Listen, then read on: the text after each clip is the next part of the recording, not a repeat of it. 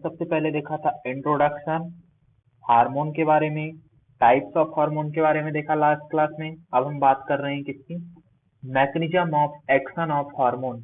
Hormone जो है to type के हैं, कौन कौन से, फैट सॉल्युबल हार्मोन, दूसरे water soluble hormone. Water soluble hormone में क्या आ जाएंगे, अमीनो एसिड डेरिवेटिव, अमीन डेरिवेटिव सारे कैसे आते हैं, ये वाटर सॉल्युबल में आते हैं। पेप्टाइड, फैट सॉल्युबल की बात करें तो इसमें कौन से आ जाएंगे, हमारे एमजी टॉप वाले, mineralocorticoid, glucocorticoid, testosterone, estrogen and progesterone. ये लास्ट क्लास में हम देख चुके थे। अब बात करते हैं हम mechanism of action of hormone की बात करते हैं। तो सबसे पहले हम बात करेंगे कि हमने हार्मोन देखे थे डिफरेंट टाइप के, पॉलीपेप्टाइड, प्रोटीन हार्मोन, ठीक। स्टेरॉइड्स में कार्टिसोल, टेस्टोस्टेरोन, एस्ट्राडायोल, प्रोजेस्टेरोन, ठीक। Thyroid hormone, thyroxine amino acid का डेरिवेटिव था, एपिनेफ्रिन हार्मोन, ये सब देखा था हमने। अब बात करते हैं हम mechanism of action of hormone.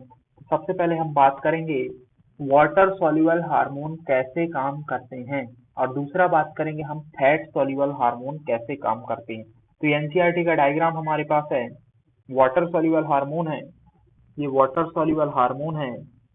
Water soluble hormone कैसे काम कर रहा है हम बात करेंगे उसकी, ठीक। तो ये क्या है, एफएसएच, ये क्या है, एफएसएच, फॉलिकल स्टिमुलेटिंग हार्मोन। ये किसके द्वारा सिक्रेट किया जाता है, हाइपोथैलेमस में क्या सिक्रेट करता है, GnRH. GnRH anterior pituitary gland में जाता है, एंटीरियर पिट्यूटरी ग्लैंड से क्या रिलीज होता है, एफएसएच एंड एलएच। एफएसएच और एलएच टारगेट ऑर्गन पर जाकर काम करता है। टारगेट ऑर्गन को उसका क्या हो सकता है, टेस्टिस हो सकता है या तो ओवरी हो सकता है, ठीक। तो अब हम बात करेंगे टेस्टिस या ओवरी की किसी की सेल मेम्ब्रेन में गया, तो यहाँ पर किसका एग्जांपल लिया गया, ओवेरियन सेल मेम्ब्रेन। ओवरी की सेल मेम्ब्रेन में गया, कहाँ गया, ओवरी की सेल मेम्ब्रेन में गया, ठीक। कहाँ गया, ओवरी की सेल मेम्ब्रेन में गया, ओवरी की सेल मेम्ब्रेन में गया। तो क्या होगा, ओवरी की सेल मेम्ब्रेन में गया तो क्या होगा, यहाँ पर यहाँ जो है सेल मेम्ब्रेन में पर्टिकुलर हार्मोन के लिए पर्टिकुलर स्पेसिफिक रिसेप्टर पाए जाते हैं। जैसे हम बात करेंगे muscarinic receptor, nicotinic receptor, different type of receptors होते हैं, ठीक, जो होते हैं। तो यहाँ पर्टिकुलर हार्मोन के लिए पर्टिकुलर रिसेप्टर पाए जाते हैं। सबसे पहले हार्मोन आएगा, अपने रिसेप्टर से बाइंड होगा, हार्मोन रिसेप्टर कॉम्प्लेक्स बनेगा। क्या बनेगा, hormone receptor complex, hormone receptor complex, hormone receptor complex बनेगा, ठीक।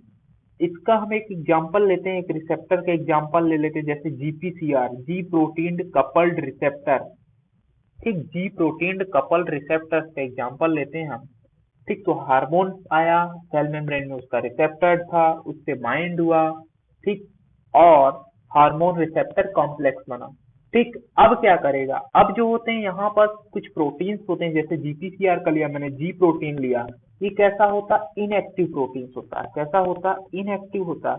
इसको एक्टिवेट करता है, इसको एक्टिवेट करता है, ठीक, एक्टिवेट करता है, जिसके कारण क्या होता है, एक एंजाइम एक्टिवेट होता है, उसे क्या बोलते हैं हम, एडिनाइल साइक्लेज एंजाइम। ये रिस्पॉन्स का मतलब क्या है, यहाँ पास यही सारी प्रोसेस होती है। कौन सा एंजाइम एक्टिवेट हुआ, एडिनाइल साइक्लेज एंजाइम।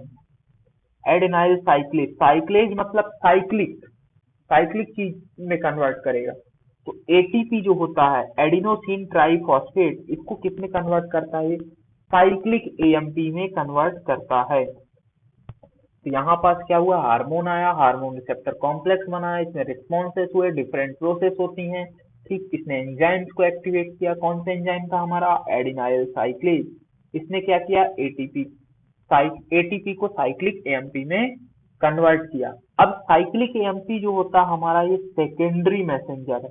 तो प्राइमरी मैसेंजर कौन हो जाएगा हमारा, हार्मोन। मैं बताया था वहां पास हार्मोन को प्राइमरी मैसेंजर क्यों कहते हैं, तो ये सेकेंडरी मैसेंजर। अब ये सेकेंडरी मैसेंजर साइक्लिक एएमपी हो सकता है, जीएमपी हो सकता है, इनऑर्गेनिक फॉस्फेट हो सकता है, कैल्शियम हो सकता है, ठीक। इन्हें क्या बोलेंगे हम, इंट्रासेलुलर मैसेंजर भी कहेंगे, इंट्रासेलुलर मैसेंजर भी कहेंगे। जबकि हार्मोन को क्या बोलते हैं हम, इंटरसेलुलर, सेल के बाहर है कि नहीं, इसलिए इंटर बोला। इंटरा मतलब अंदर है, अंतरा कोशिकीय संदेश वाहक कहेंगे। अब साइक्लिक एएमपी क्या करता है, साइक्लिक एएमपी जो होते हैं डिफरेंट एंजाइम को एक्टिवेट करता है, वो एंजाइम अपना काम करते हैं, जिसके कारण हमें क्या देखने को मिलता है, बायोलॉजिकल रिस्पॉन्स देखने को मिलता है या फिजियोलॉजिकल रिस्पॉन्स देखने को मिलता है। ठीक, इसके बाद हम बात करेंगे नेक्स्ट कौन सा हार्मोन होगा, फैट सॉल्युबल हार्मोन। उसकी देखते हैं मैकेनिज्म ऑफ एक्शन कैसी है फैट सॉल्युबल हार्मोन की। ठीक, फैट सॉल्युबल हार्मोन में क्या हो जाएगा, हमारे एमजी टॉप वाले आएंगे, पूरे के पूरे एमजी टॉप वाले आएंगे, मिनरलोकॉर्टिकॉइड, ग्लूकोकॉर्टिकॉइड, एस्ट्रोजन, प्रोजेस्टेरोन, ये जो होते हैं किसमें आएंगे, हमारे जो है फैट सॉल्युबल हार्मोन में आएंगे। ठीक, फैट सॉल्युबल हार्मोन में आते हैं। अब ये हार्मोन कैसे काम करते हैं उनको समझते हैं। इसमें जो होता है, हमारी सेल मेम्ब्रेन जो होती है लिपिड बाइलेयर होती है, कैसी होती है, लिपिड बाइलेयर होती है। और फैट सॉल्युबल हार्मोन जो होते हैं वो लिपिड को इजीली क्रॉस कर जाते हैं, जो सेल मेम्ब्रेन होती है उसको क्रॉस कर जाते हैं, क्रॉस कर जाते हैं। क्यों, क्योंकि सेम चीजें सेम में डिजोल्व होती हैं। अब ये कहाँ जाते हैं, या तो साइटोप्लाज्म में जाएंगे, या तो साइटोप्लाज्म में जाएंगे, या तो न्यूक्लियस में जाएंगे। या तो इनके रिसेप्टर कहाँ होंगे, साइटोप्लाज्म में होंगे, या तो न्यूक्लियस के पर्टिकुलर सेगमेंट, जैसे यहाँ पास न्यूक्लियस है तो यहाँ पास जो होते हैं साइटोप्लाज्म में दिया, साइटोप्लाज्म के बाद डीएम जो होते हैं न्यूक्लियस में दिया हो, ये कहाँ जाएंगे, या तो साइटोप्लाज्म में जाएंगे या तो न्यूक्लियर मेम्ब्रेन में जाएंगे। यदि साइटोप्लाज्म में इसके रिसेप्टर होंगे तो क्या बनेगा, इस हार्मोन रिसेप्टर कॉम्प्लेक्स बनेगा। यदि इसके रिसेप्टर कहाँ हो, यदि इसके रिसेप्टर डीएनए में हो, जीनोम में हो, तो कहाँ पर होगा, जीनोम का पर्टिकुलर सेगमेंट में हो, उस सेगमेंट से जाके बनाएंगे वहां पास हार्मोन रिसेप्टर कॉम्प्लेक्स। ठीक, अब हार्मोन रिसेप्टर कॉम्प्लेक्स बना तो ये क्या करता है, ये डीएनए में जाकर, ये डीएनए में जाकर क्या कराता है, डीएनए को स्टिमुलेट करता है, किसके लिए, एमआरएनए बनाने के लिए। आरएनए क्या बनाते हैं, प्रोटीन्स बनाते हैं, और सारे एंजाइम्स क्या होते हैं, प्रोटीन्स होते हैं। ठीक, और वो प्रोटीन क्या करते हैं, हमें बायोलॉजिकल रिस्पॉन्स या डेवलपमेंटल में हेल्प करते हैं। अब दोनों में डिफरेंस समझते हैं, इन और उसमें डिफरेंस क्या है। तो जो हमारे एक जो हो जाएगा हमारा वाटर सॉल्युबल हार्मोन, दूसरा हो जाएगा lipid soluble hormone. Water soluble hormone जो होते हैं ये सेल मेम्ब्रेन को क्रॉस नहीं करते हैं, सेल मेम्ब्रेन को क्रॉस नहीं करते हैं, प्लाज्मा मेम्ब्रेन को क्रॉस नहीं करते हैं, जबकि लिपिड सॉल्युबल हार्मोन जो होते हैं प्लाज्मा मेम्ब्रेन को क्रॉस कर जाते हैं। ठीक, वाटर सॉल्युबल हार्मोन के जो रिसेप्टर होते हैं वो कहाँ पाए जाते हैं, रिसेप्टर जो होते हैं प्लाज्मा मेम्ब्रेन पर पाए जाते हैं, जबकि लिपिड सॉल्युबल हार्मोन के रिसेप्टर या तो डीएनए न्यूक्लिक लेवल पर होंगे या तो साइटोप्लाज्म में होंगे। ठीक, तो या तो इसके न्यूक्लियस में होंगे या तो साइटोप्लाज्म में होंगे। तो वाटर सॉल्युबल हार्मोन जो होते हैं इसमें सेकेंडरी मैसेंजर बनता है, जबकि इसमें सेकेंडरी मैसेंजर नहीं बनता है। ये जो होते हैं जीन लेवल पर जाकर काम करते हैं, किस लेवल पर जाकर काम करते हैं, जीन लेवल पर जाकर काम करते हैं। तो lipid soluble hormone gene level पर काम करते हैं, water soluble hormone plasma membrane पर काम करते हैं, इसमें सेकेंडरी मैसेंजर का फॉर्मेशन होता है। अब वाटर सॉल्युबल हार्मोन जो होते हैं इनके एक्शन जो होते हैं, इनके एक्शन जो होते हैं लिपिड सॉल्युबल हार्मोन की तुलना में जो होते हैं शॉर्ट टर्म के लिए होते हैं, और रिस्पॉन्स जो होता है इनका, रिस्पॉन्स जो होता है वो क्विक होता है। समझते हैं इसको, मान लेते हैं कोई एंजाइम पहले से ही बना पड़ा है, एंजाइम बना पड़ा है, अब उस एंजाइम को एक्टिवेशन के लिए क्या चाहिए, साइक्लिक एएमपी चाहिए। साइक्लिक एएमपी कौन किसमें जल्दी से जाके बनेगा, शॉर्ट टर्म में जल्दी से जाके एक्टिवेट कर दे, एंजाइम जो होगा एक्टिवेट होगा और वो रिएक्शन कंप्लीट हो जाएगी। जैसे कैटालेज की बात करते हैं, कैटालेज क्या करता है, H2O2 को, या परऑक्सीडेज की बात करते थे, क्या करता है H2O को, H2O प्लस ऑक्सीजन। अब कैटालेज एंजाइम को एक्टिवेशन के लिए आयरन चाहिए होता है। ठीक, तो यहाँ पास यदि जब तक आयरन नहीं मिलेगा तब तक एक्टिवेट नहीं होगा, लेकिन जैसे ही आयरन मिला तो तुरंत तोड़ देगा।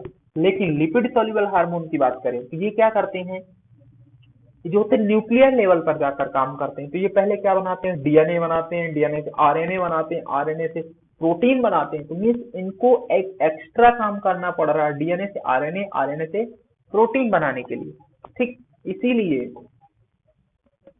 इसीलिए इनमें क्या है, इनमें जो है स्लो एक्शन है, कंप्लीटली स्लो एक्शन है, लेकिन इनका एक्शन जो होता है लॉन्ग टाइम तक इफेक्ट रहता है। मीन्स एक बार प्रोटीन बनाना स्टार्ट स्टिमुलेट कर दिया तो बहुत सारे एक बार में प्रोटीन बना लेगा। ठीक, तो इनके एक्शन जो होते हैं लॉन्ग टाइम के लिए होते हैं लिपिड सॉल्युबल हार्मोन के। तो इन दोनों में यही डिफरेंस है मेनली। ठीक, तो हम बात कर रहे थे किसकी, नेक्स्ट हम बात करते हैं फीडबैक कंट्रोल की बात करते हैं। फीडबैक कंट्रोल क्या कहलाता है, नेक्स्ट बात करेंगे हम फीडबैक कंट्रोल की। एक होता है पॉजिटिव फीडबैक, एक होता है नेगेटिव फीडबैक।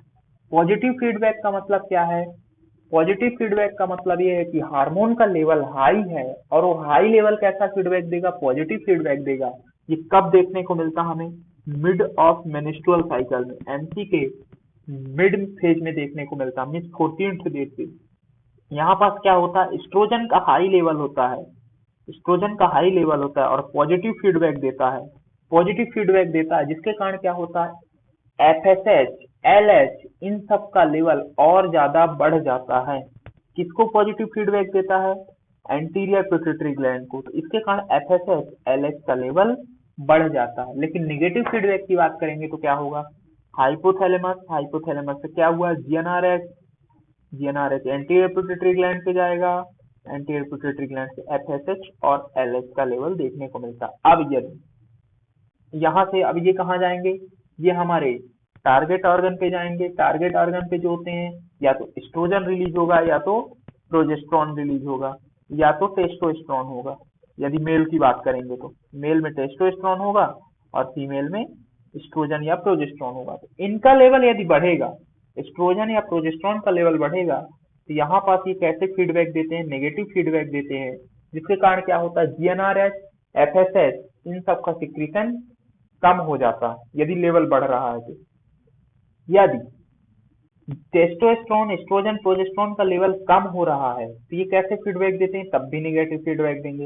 एस्ट्रोजन कम हो रहा तो अब इसको क्या करना है, बढ़ाना है, ये नेगेटिव फीडबैक देंगे, जिसके कारण क्या होता है जीएनआरएच एफएसएच एलएच का लेवल बढ़ने लगता है। तो ये क्या हुआ, नेगेटिव फीडबैक हुआ। यहाँ पास क्या होता है, ये एंटीरियर पिट्यूटरी ग्लैंड पे जाते हैं, एस्ट्रोजन और प्रोजेस्टेरॉन पॉजिटिव फीडबैक देता है, जिसके कारण एफएसएच और एलएच का लेवल बढ़ने लगता है। यदि यहाँ पास एस्ट्रोजन प्रोजेस्टेरॉन का लेवल बढ़ रहा है तो क्या कर रहा है, कम कर रहा है एफएसएच के लेवल को, और यदि इसका लेवल घट रहा है तो एफएसएच एलएच के लेवल को बढ़ा रहा है। तो ये क्या हो जाएगा, हमारा नेगेटिव फीडबैक हो जाएगा। इसके बारे में स्टार्ट करते हैं पिट्यूटरी ग्लैंड। पिट्यूटरी ग्लैंड कैसी ग्लैंड है, पिट्यूटरी ग्लैंड प्लस हाइपोथैलेमस, हम दोनों चीजें एक साथ देखेंगे। प्यूस ग्रंथि प्लस हाइपोथैलेमस, हम दोनों चीजों को एक साथ देखेंगे। ठीक, तो पिट्यूटरी ग्लैंड कैसी ग्लैंड है, जो है एंडोक्राइन ग्लैंड है। पिट्यूटरी ग्लैंड को हाइपोफाइसिस भी कहते हैं, क्या कहते हैं, हाइपोफाइसिस भी कहते हैं। पिट्यूटरी ग्लैंड को क्या कहते हैं, हाइपोफाइसिस कहते हैं। ये कहाँ सिचुएटेड होती है, पिट्यूटरी ग्लैंड जो है एक कैविटी होती है, पिट होती है, उसे क्या बोलते हैं हम, सेला टर्सिका। स्फिनॉइड बोन, कौन सी बोन में, स्फिनॉइड बोन में एक कैविटी होती है, उस कैविटी को क्या बोलते हैं हम, सेला टर्सिका कहते हैं। ठीक, वहां पास क्या होती है, सिचुएटेड होती है। तो ये पिट्यूटरी ग्लैंड है। पिट्यूटरी ग्लैंड ये क्या है हमारा, देख पा रहे हैं जैसे ये जो है एक बोन है, ये कौन सी बोन है, ये जो हमारी बोन है, इस बोन को क्या बोला हमने, इस बोन को बोला हमने स्फिनॉइड बोन, इसे क्या बोला हमने, स्फिनॉइड बोन। ठीक, sphenoid bone,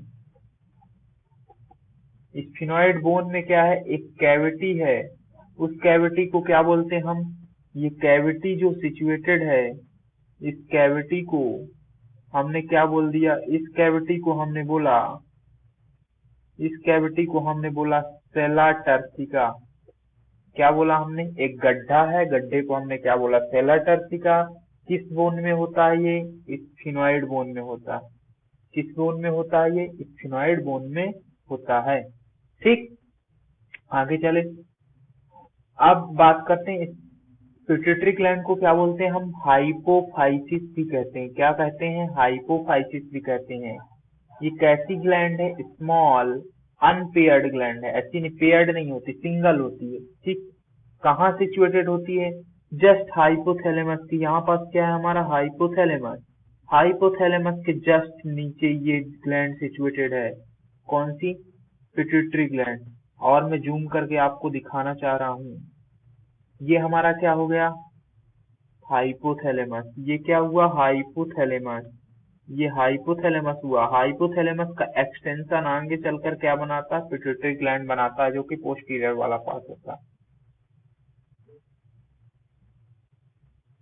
hypothalamus is attach to the small infundibulum, उसे क्या बोलते हैं हम, पिट्यूटरी ग्लैंड कहते हैं।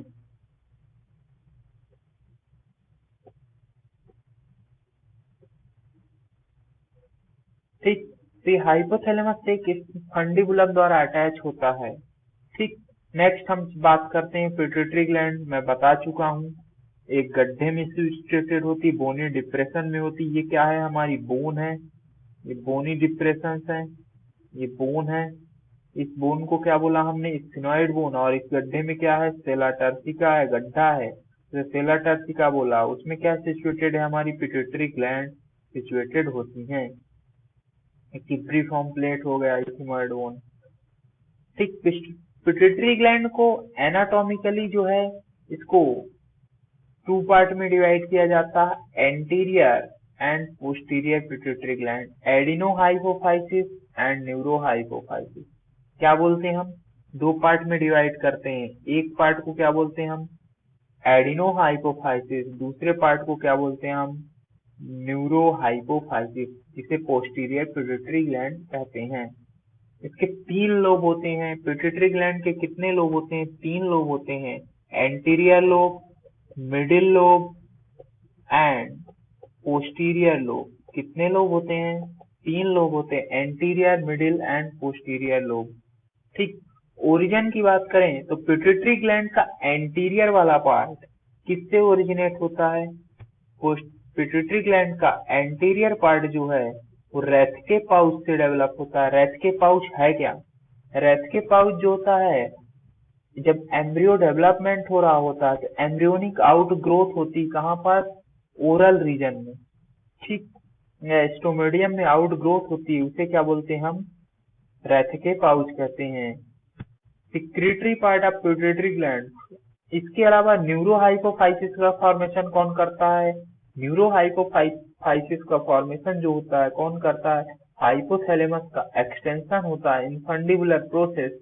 वो क्या होता है, टर्मिनल पार्ट जो होता है स्वेलन अप हो जाता है और क्या बनाता है हमारा, पोस्टीरियर पिट्यूटरी ग्लैंड। तो कौन कौन से हार्मोन्स होते हैं उनकी बात करेंगे अभी पिट्यूटरी ग्लैंड में, और ये डिफरेंट टारगेट ऑर्गन पर काम करते हैं। ठीक, तो हम फिर से एक बार समझ लेते हैं। लास्ट क्लास में हमने क्या देखा था, लास्ट क्लास में हमने देखा था टाइप्स ऑफ हार्मोन के बारे में देखा था, डेरिवेटिव ऑफ हार्मोन, प्रोटीन, ये सब देखा था हमने। अब बात करेंगे हम इसकी, पिट्यूटरी ग्लैंड के बारे में बात करेंगे। इसकी बात करेंगे, पिट्यूटरी ग्लैंड के बारे में बात करेंगे, पिट्यूटरी ग्लैंड के बारे में बात करेंगे, पीयूष ग्रंथि के बारे में, पिट्यूटरी ग्लैंड के बारे में बात करेंगे। तो पिट्यूटरी ग्लैंड के सबसे पहले सिचुएटेड कहाँ होती है, पिट्यूटरी ग्लैंड जो है कहाँ सिचुएटेड होती है, पिट्यूटरी ग्लैंड का दूसरा नाम क्या है, हाइपोफाइसिस भी कहते हैं इसको। सबसे पहले क्या बोलते हैं हम, हाइपोफाइसिस भी कहते हैं। It is also called hypophysis. Pituitary gland जो है एक गड्ढा होता है, उसे क्या बोलते हैं हम, सेला टर्सिका। कहाँ पर सिचुएटेड होता है ये जो है एक कैविटी होती है, कौन सी कैविटी, किस बोन में होती है, स्फिनोइड बोन में एक कैविटी होती है, उसे क्या बोलते हैं हम, सेला टर्सिका। कौन सी बोन में होती है, स्फिनोइड बोन में होती है। अब ओरिजिन की बात करें तो जो हमारी पिट्यूटरी ग्लैंड है पूरी की पूरी तरह एक्टोडर्मल इन ओरिजिन होती है, एक्टोडर्मल इन ओरिजिन होती है, एक्टोडर्मल इन ओरिजिन होती है। ठीक, anterior pituitary gland, anterior pituitary gland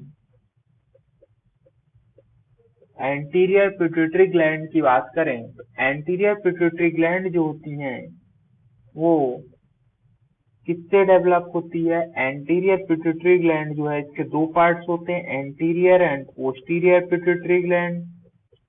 posterior pituitary gland, anterior pituitary gland जो है ये किससे ओरिजिनेट होती है? रेस्ट के पाउच से। रेस्ट के पाउच, ये क्या होता है? आउटर ग्रोथ होता है, आउटर पाउच होती है। कहाँ सिचुएटेड होती है?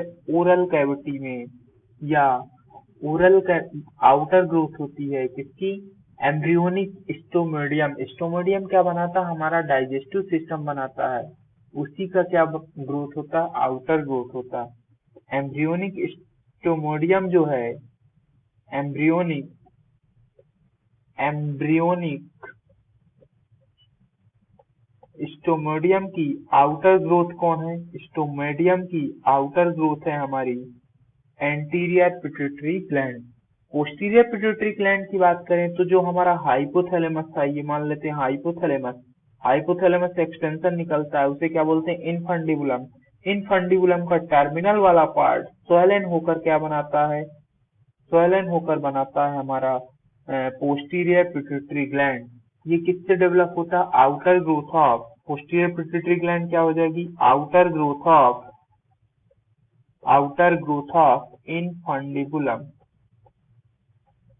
Infundibulum, outer growth of infundibulum होती हैं, और ये एक्टोडर्मल इन ओरिजिन में होती हैं।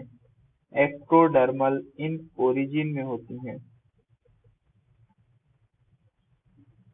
एक्टोडर्मल इन ओरिजिन में होती हैं। ठीक, तो दोनों जो होती हैं anterior pituitary gland plus posterior pituitary gland ectoderm में उत्पत्ति होती है, इसलिए कंप्लीट पिट्यूटरी ग्लैंड कैसी हो जाएगी? ओरिजिन में एक्टोडर्मल हो जाएगी। ये हमारा इनफंडिबुलम हुआ। इनफंडिबुलम का आउटर ग्रोथ जो होता है क्या बनाता है? इनफंडिबुलम का आउटर ग्रोथ हमारा क्या बनाएगा?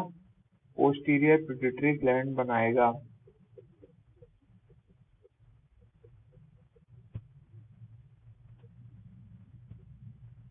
पोस्टीरियर पिट्यूटरी ग्लैंड बनाएगा।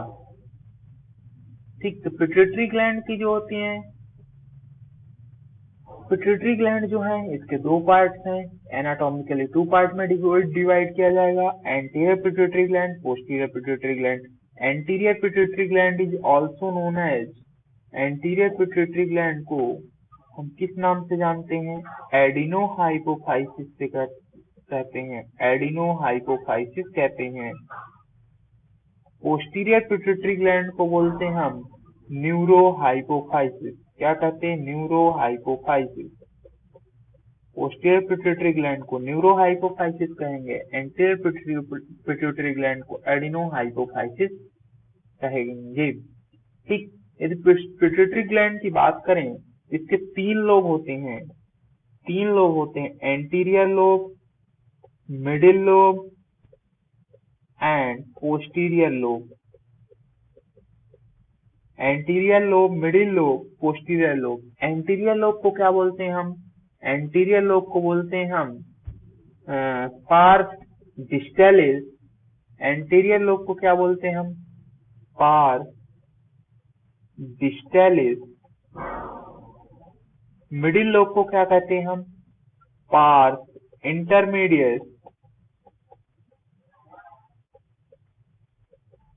पोस्टीरियर लोब को क्या कहते हैं हम? Parse nervosa. पोस्टीरियर लोब को क्या कहते हैं हम? Parse nervosa. एंटीरियर लोब को क्या कहते हैं हम? पार्स डिस्टैलिस। मिडिल लोब को क्या कहते हैं? Parse intermedius. पोस्टीरियर लोब को क्या कहते हैं? Pars nervosa. ठीक, anterior lobe, middle lobe and posterior lobe, इन दोनों को मिलाकर क्या बोलते हैं हम? एडिनोहाइपोफाइसिस कहते हैं। जनरली जो होती है मिडिल लोब जो होती है एंटीरियर लोब में फ्यूज हो जाती है या एट्रोफाइड होती है। ठीक, इसके बाद हम बात करें किसकी? Posterior lobe. Posterior lobe plus infundibulum, infundibulum, इसको मिलाकर क्या कहेंगे हम? न्यूरोहाइपोफाइसिस कहते हैं, न्यूरोहाइपोफाइसिस कहते हैं। ठीक, अब हम नेक्स्ट बात करेंगे किसकी, नेक्स्ट हम बात करेंगे किसके बारे में, इनके लोब्स के बारे में। एंटीरियर लोब हाइपोथैलेमस से कैसे कलेक्ट होती है उसकी बात करेंगे। एंटीरियर लोब, हमारा जो एंटीरियर लोब है, मान लेते हैं ये हाइपोथैलेमस है, ये पूरी मैं पिट्यूटरी ग्लैंड पूरा डायग्राम दिखा रहा हूं मैं एक बार, मैं दिखा रहा हूं पूरा डायग्राम, ये आप देख पा रहे हैं। ये हमारी जो है, ये वाली पार्ट जो है क्या कहलाएगा हमारा, पोस्टीरियर पिट्यूटरी ग्लैंड। ये वाला पार्ट जो होता है पूरा का पूरा पोस्टीरियर पिट्यूटरी ग्लैंड कहलाता है, पोस्टीरियर पिट्यूटरी ग्लैंड कहलाता है। पोस्टीरियर पिट्यूटरी ग्लैंड किसका एक्सटेंशन है, हाइपोथैलेमस का। हाइपोथैलेमस क्या है, हाइपोथैलेमस नर्वस सिस्टम का पार्ट है। तो हाइपोथैलेमस जो होता है इन्फंडिबुलम बनाता है, इन्फंडिबुलम ग्रोथ करके क्या बनाता है हमारा, स्वेलिंग करके posterior pituitary gland. Means hypothalamus जो होता है पोस्टीरियर पिट्यूटरी ग्लैंड को डायरेक्ट कंट्रोल में रखता है। मीन्स इसके सारे हार्मोन, पोस्टीरियर पिट्यूटरी ग्लैंड के सारे हार्मोन कौन बनाएगा, हाइपोथैलेमस बनाएगा। क्यों, क्योंकि हाइपोथैलेमस में न्यूरो सिक्रेटरी सेल्स पाई जाती हैं, जिन्हें क्या बोलते हैं हम, जो किसका सिक्रीशन करती हैं, एडीएच और ऑक्सीटोसिन का सिक्रीशन करती हैं। तो पोस्टीरियर पिट्यूटरी ग्लैंड, पश्च पीयूष ग्रंथि जो होती है पूरा का पूरा कंट्रोल में होती है किसके, हाइपोथैलेमस के। इसके हार्मोन कौन बनाता है, हाइपोथैलेमस बनाता है। इसमें जो होता है ट्रांसपोर्ट जो होता है, पोस्टीरियर पिट्यूटरी ग्लैंड का ट्रांसपोर्ट जो होता है वो कैसा होता है, एक्सॉन के थ्रू होता है। किसके थ्रू होता है, एक्सॉन के थ्रू होता है। पोस्टीरियर पिट्यूटरी ग्लैंड का ट्रांसपोर्ट जो है किसके थ्रू है, एक्सॉन के थ्रू है। ठीक, ये पोस्टीरियर पिट्यूटरी ग्लैंड का जो ट्रांसपोर्ट है वो किसके थ्रू होता है, एक्सॉन के थ्रू होता है। मीन्स इसमें एक्सोनल या न्यूरोनल ट्रांसपोर्ट होता है।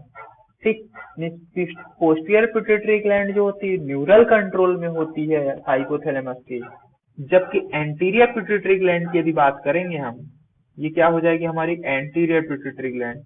एंटीरियर और मिडिल, एंटीरियर पिट्यूटरी ग्लैंड की बात करेंगे हम, तो ये क्या होता है, ये जो होती है किसके थ्रू कनेक्ट होती है, ये जो होती है हाइपोफाइजल पोर्टल सर्कुलेशन होता है। कौन सा,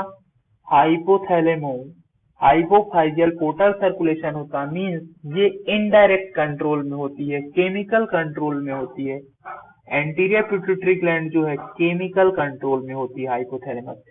मीन्स एंटीरियर पिट्यूटरी ग्लैंड सारे हार्मोन खुद बनाती है, लेकिन इसको मॉडिफाई किसके द्वारा किया जा सकता है, हाइपोथैलेमस के द्वारा। कैसे, हाइपोथैलेमस या तो स्टिमुलेट करेगा हार्मोन सिक्रीशन के लिए, या तो सप्रेस करेगा।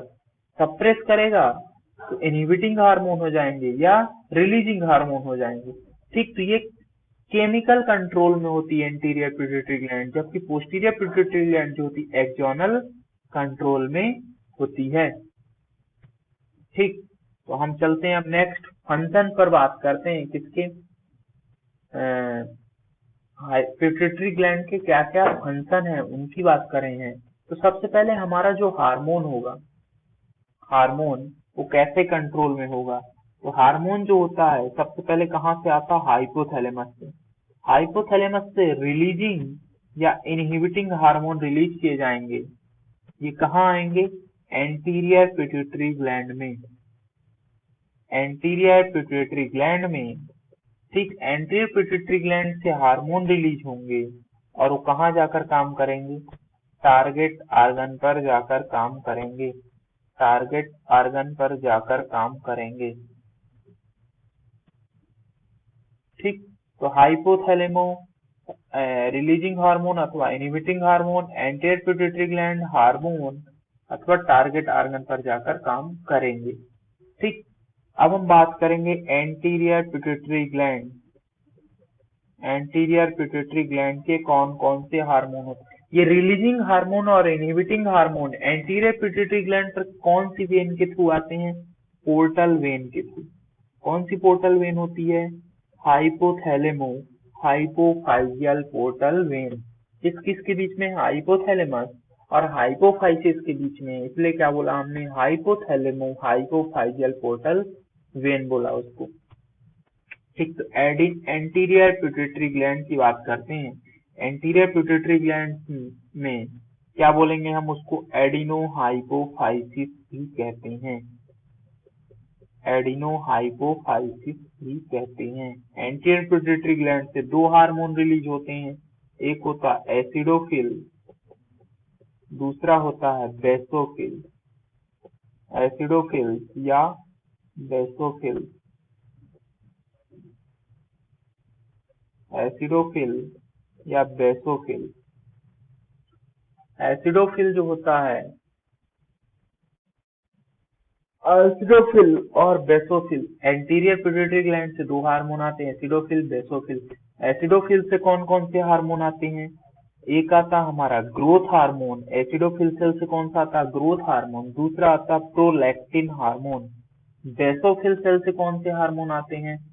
बेसोफिल सेल से हार्मोन आते हैं thyroid stimulating hormone, FSH, LH,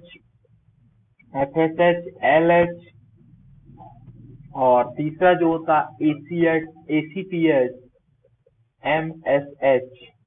ये हार्मोन किसके थ्रू आते हैं? एंटीरियर एडिनोहाइपोफाइसिस के थ्रू। देखो, ह्यूमन में जो होता है, मनुष्य में मिडिल लोब जो होता है एंटीरियर लोब में फ्यूज होता है, इसलिए एमएसएच का सिक्रीशन जो है एंटीरियर लोब द्वारा किया जाता है या एडिनोहाइपोफाइसिस में रखते हैं। लेकिन अदर में बात करें तो मिडिल लोब सिक्रीट करता है। कौन सिक्रीट करता है? मिडिल लोब सिक्रीट करता है। ठीक, तो ग्रोथ हार्मोन का सिक्रीशन कौन सी सेल करती हैं? ग्रोथ हार्मोन का सिक्रीशन सोमैटोट्रॉप सेल्स करती हैं, सोमैटोट्रॉप सेल्स करती हैं। प्रोलैक्टिन हार्मोन का सिक्रीशन लैक्टोट्रॉप सेल्स करती हैं, और टीएसएच का सिक्रीशन कौन करता? थायरोट्रॉप सेल्स करती हैं, और एफएसएच एलएच का सिक्रीशन कौन करता है? गोनेडोट्रॉप सेल्स करती हैं, और एसीटीएच एमएसएच का सिक्रीशन कौन करता है? कॉर्टिकोट्रॉप सेल्स करती हैं, कॉर्टिकोट्रॉप सेल्स करती हैं। ठीक, तो कोई भी हार्मोन आया, हार्मोन कहाँ से आएगा? हाइपोथैलेमस से। हाइपोथैलेमस को पोर्टल वेन के थ्रू कहाँ जाएगा? एंटीरियर पिट्यूटरी ग्लैंड से। एंटीरियर पिट्यूटरी ग्लैंड से क्या होगा? हार्मोन टारगेट ऑर्गन पर जाएगा और अपना एक्शन करेगा। सबसे पहले हम किसकी बात करेंगे? ग्रोथ हार्मोन की बात करेंगे। सबसे पहले हम बात करेंगे ग्रोथ हार्मोन की। सबसे पहले हम बात करेंगे ग्रोथ हार्मोन की। ठीक, सबसे पहले हम किसकी बात करते हैं? ग्रोथ हार्मोन की बात करते हैं। ग्रोथ हार्मोन में क्या होता है?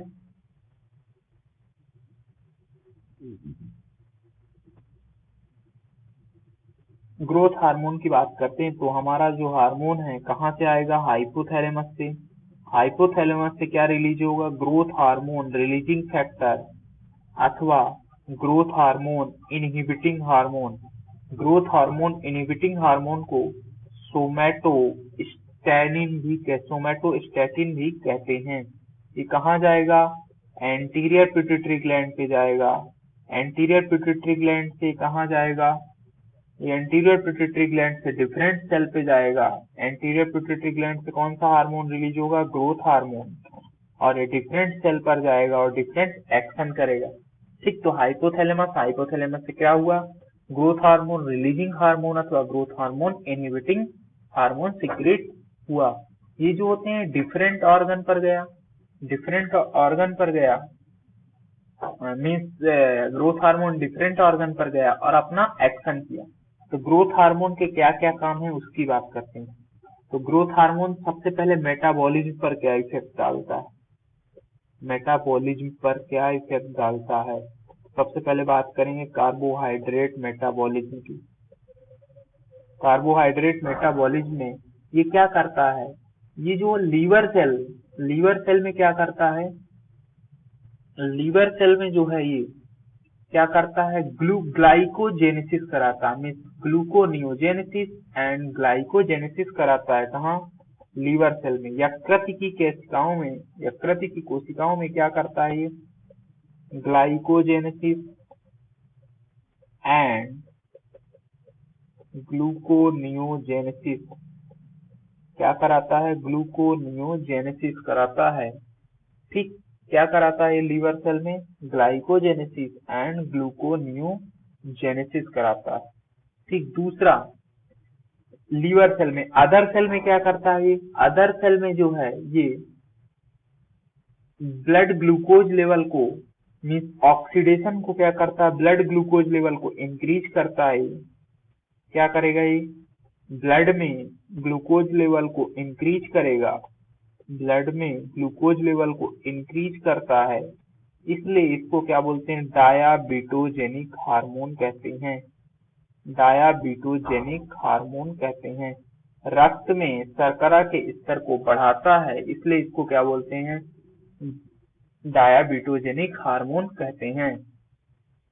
इसके अलावा ये कार्बोहाइड्रेट पर क्या इफेक्ट डालता है? इसके अलावा ये कार्बोहाइड्रेट पर जो सेल्स होती हैं, सेल में ग्लूकोज के ऑक्सीडेशन को क्या करता है? Decrease oxidation of glucose, decrease oxidation of glucose. ठीक, ये कैसे काम करता है? लीवर सेल में ग्लाइकोजन के फॉर्मेशन को स्टिमुलेट करता है, ग्लूकोनियोजेनेसिस कराता है। ग्लूकोनियोजेनेसिस में नॉन कार्बोहाइड्रेट सब्सटेंस से ग्लूकोज फॉर्मेशन के प्रोसेस को क्या बोलते हैं? ग्लूकोनियोजेनेसिस। ब्लड ग्लूकोज लेवल को इंक्रीज करता है, ब्लड ग्लूकोज लेवल जो होता है इंक्रीज करता है, इसीलिए हम इसको क्या बोलते हैं? डायाबिटोजेनिक हार्मोन कहते हैं। इसके अलावा ये क्या करता है? ऑक्सीडेशन ऑफ ग्लूकोज को भी कम करता है। ठीक, तो ये मेटाबॉलिज्म में सबसे पहले कार्बोहाइड्रेट पर इफेक्ट आ गया। नेक्स्ट हम बात करेंगे प्रोटीन पर क्या इसका इफेक्ट है। प्रोटीन पर क्या इफेक्ट है? तो प्रोटीन पर जो होता है ये एनाबॉलिक इफेक्ट कराता है, मीन्स प्रोटीन का क्या कराएगा? सिंथेसिस कराएगा। प्रोटीन का क्या कराता है? सिंथेसिस कराता है। प्रोटीन पर कैसा इफेक्ट है? एनाबॉलिक इफेक्ट है, इसलिए प्रोटीन का क्या करा रहा है? ये सिंथेसिस कराता है। ठीक, फैट पर क्या है? फैट पर जो होता है ये कैसा इफेक्ट है इसका? कैटाबॉलिक इफेक्ट, मीन्स फैट का क्या कराएगा? ये लाइपोलाइसिस कराएगा। क्या कराएगा? लाइपोलाइसिस कराएगा। और इसी फैट का ये क्या करता है? वसा का क्या करता है? फैट को तोड़ेगा और इसी फैट का यूज करेगा किसके लिए? एनर्जी के लिए। तो ग्रोथ हार्मोन क्या करता है? फैट का यूज किसके लिए बढ़ाता है? एनर्जी, ऊर्जा के लिए बढ़ाता है। नेक्स्ट, इसके अलावा ये हमारे आरएनए डीएनए पर क्या इफेक्ट डालता है? तो ये आरएनए अथवा डीएनए में क्या कराता है? बायोसिंथेसिस कराता है, मीन्स आरएनए और डीएनए का क्या कराता है? ये सिंथेसिस कराता है। ठीक, इसके बाद ग्रोथ पर क्या इफेक्ट है? इसका ग्रोथ पर क्या इफेक्ट होता है? ये जो होती है ग्रोथ पर क्या इफेक्ट डालता है? बोन पर क्या इफेक्ट होता है? कार्टिलेज पर क्या इफेक्ट होता है? और तीसरा क्या है? ऑर्गन टिश्यू पर क्या इफेक्ट होता है? डिफरेंट ऑर्गन पर क्या इफेक्ट होता है? या टिश्यू पर, ऑर्गन अथवा टिश्यू पर क्या इफेक्ट होता है उसकी बात करेंगे। सबसे पहले बोन की बात करते हैं। बोन जो होती है, बोन में क्या करता है? ऑस्टियोब्लास्टिक एक्टिविटी को इंक्रीज कराता है, मीन्स बोन की सेल में क्या कराएगा? ऑस्टियोब्लास्ट सेल होती हैं उनमें क्या करेगा? उनमें जो है ये क्या करेगा? उनमें जो होते हैं डिवीजन को, माइटोटिक डिवीजन को इंक्रीज कर देगा, जिसके कारण क्या होगा? बोन का फॉर्मेशन होता है। तीसरा क्या हो जाएगा? कार्टिलेज। कार्टिलेज पे जो होता है कॉन्ड्रोब्लास्टिक एक्टिविटी होती है, कार्टिलेज के फॉर्मेशन को प्रमोट करता है। कॉन्ड्रोब्लास्टिक एक्टिविटी होती है उनके प्रमोशन को प्रमोट करता है। तीसरा क्या हो जाएगा हमारा? ऑर्गन टिश्यू पर क्या इफेक्ट डालता है? ऑर्गन टिश्यू पर जो है सेलुलर डिवीजन पर इफेक्ट डालता है, मीन्स उनका डिवीजन कराता है। और क्या कराता? माइटोसिस को प्रमोट करता है। तो हमने चार चीज देखी। मेटाबॉलिज्म कार्बोहाइड्रेट में क्या करेगा? ग्लाइकोजेनेसिस, ग्लूकोनोजेनेसिस कराएगा। ब्लड ग्लूकोज लेवल को इंक्रीज कराएगा, प्रोटीन पर एनाबॉलिक इफेक्ट होगा, लिपिड पर लाइपोलाइसिस इफेक्ट होगा। ठीक, एडिपोज टिश्यू में जो होता है इनकी परमेबिलिटी को बढ़ा देता है, जिसके कारण क्या होता है, लाइपोलाइसिस होता है। यूज फॉर एनर्जी के लिए यूज करते हैं लिपिड का।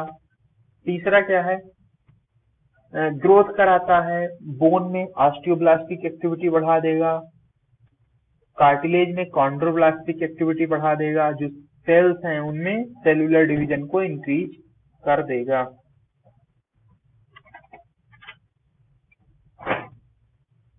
सेलुलर डिवीजन को इंक्रीज कर देगा।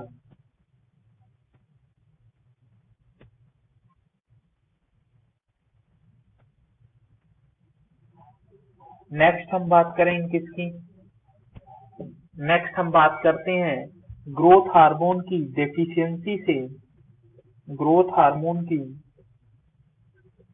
हार्मोन जो होते हैं उनकी डेफिशिएंसी से होने वाले डिसऑर्डर की बात करेंगे, हाइपोसिक्रीशन एंड हाइपरसिक्रीशन। हाइपोसिक्रीशन एंड हाइपरसिक्रीशन, तो डिसऑर्डर ऑफ या डिसीज ऑफ ग्रोथ हार्मोन के डिसऑर्डर की बात करेंगे। सिक्रीशन कम हो जाए या सिक्रीशन बढ़ जाए, स्त्रावण कम हो जाए या बढ़ जाए, उसकी वजह से क्या होता है, स्त्रावण जो होता है यदि हाई जो होते हैं चाइल्डहुड स्टेज में जो होता है जो डेफिशिएंसी हो जाती है, मीन्स बच्चों में यदि ग्रोथ हार्मोन की डेफिशिएंसी हो जाएगी चाइल्ड में, तो क्या होगा, चाइल्डहुड या एडोलसेंस में बच्चों में ग्रोथ होनी जरूरी। जैसे एडल्ट में सिक्रीशन कम होगा तो उतना इफेक्ट नहीं पड़ेगा, क्यों, क्योंकि बहुत सारे और दूसरे ग्रोथ के लिए रिस्पॉन्सिबल होते हैं, वो मैनेज कर ले जाएंगे। लेकिन बच्चों में ग्रोथ हार्मोन की कमी हो जाए तो क्या हो जाता है, डॉर्फिज्म हो जाता है, मतलब बौनापन हो जाते हैं वो, उनकी हाइट विड्थ की ग्रोथ रुक जाती है। ठीक, उसे क्या बोलते हैं हम, पिट्यूटरी, उसे क्या कहते हैं हम, पिट्यूटरी एटियोलिसिस कहते हैं। क्या कहते हैं, पिट्यूटरी एटियोलिसिस कहते हैं।